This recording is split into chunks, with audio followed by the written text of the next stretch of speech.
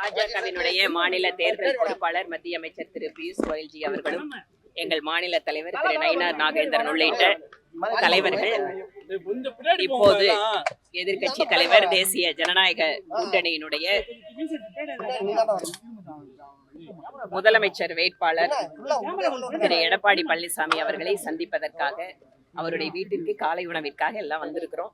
அதனால நேத்துல இருந்து நீங்க பாத்துட்டு இருக்கிறீங்க.